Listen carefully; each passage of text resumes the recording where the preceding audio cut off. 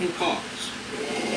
But he was also far friendlier to business than anyone expected, encouraging growth and development and maintaining conservative fiscal policies and tight banking regulations that left Brazil unscathed by the world financial crisis. Lula was the right man at the right time, it seems. You have to admit it. You know, he's a kind of pop star. Eduardo Bueno is a colorful commentator and best-selling author of popular Brazilian history. What's his secret? He's streetwise, I guess you can say that. He knows people. He knows the feeling. He knows what they want.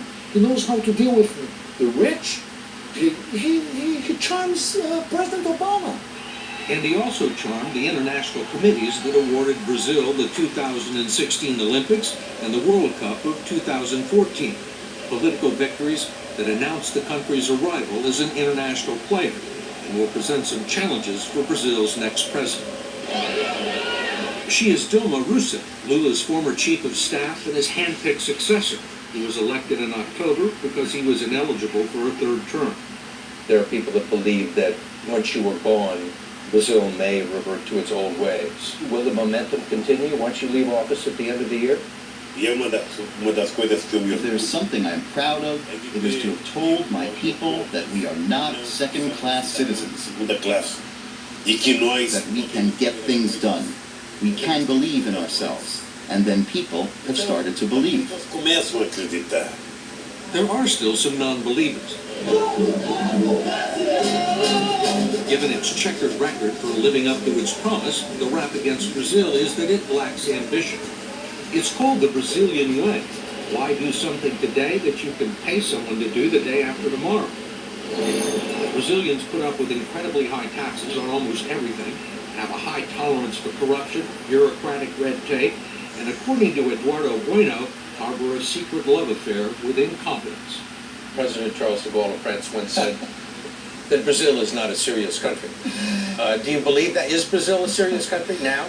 It's not a serious country in several instances because they say that they're going to do something and then don't do something. Here in Rio de Janeiro, you can invite someone to your house, they say they're going to come and they don't show up and they don't think it's, no, who cares? But how can you do business in a loose way? How can you run a country in a loose way? While many in Brazil's cities lust for first world status, the third world is never far away.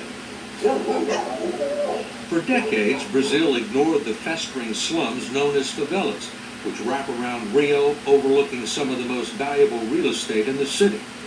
They have been staging areas for street crime against tourists and safe havens for drug gangs so well armed that they brought down a police helicopter a few years ago with heavy machine gun fire. Finally, after years of looking the other way, the military police have begun to move in. In recent weeks, some parts of Rio have been a battle zone, with drug traffickers burning buses near some of the sports venues. But so far, the police have pacified 13 of the most dangerous favelas, and there are 27 more to go. This is a revolution. I myself did not believe this 3 years ago. There is a solution for slums all over Brazil. But there are also some massive problems with infrastructure. If the road to Brazil's future is long and wide, it is also jammed with traffic and filled with potholes. 90% of the roads in the country are still unpaved, and in the cities there's not much in the way of public transportation. And already there are major delays in the building and renovating of stadiums for the 2014 World Cup. FIFA, the World Soccer Organization, says Brazil is way behind in making preparations for the World Cup. Will the country be ready? Look, first, we need to be careful about European perfectionism, because everything that happens here in the South, they think they know better than us. Well, the Europeans may put their minds at ease because we will organize the most extraordinary World Cup ever. What they didn't make in 500 years, they want to make in 4 because the World Cup is going to be in Brazil. You think they'll be ready? No, I don't think it's going to be ready, especially because Brazilians don't mind to be late. You know, they think, just get a little late, what's the problem? They're going to be planting the grass while the ball was already rolling. Whatever happens in Brazil, no one will be able to blame it on a lack of money.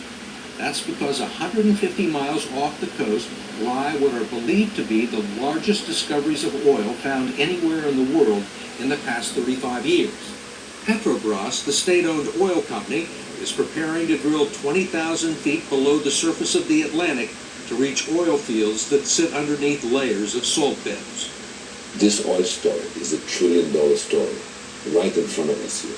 What do the offshore oil discoveries do for Brazil? What do they mean for the country's future? It means, we should be producing in excess of 6 million barrels a day. So it put us among the third, fourth largest. The cancer is spreading the deepest and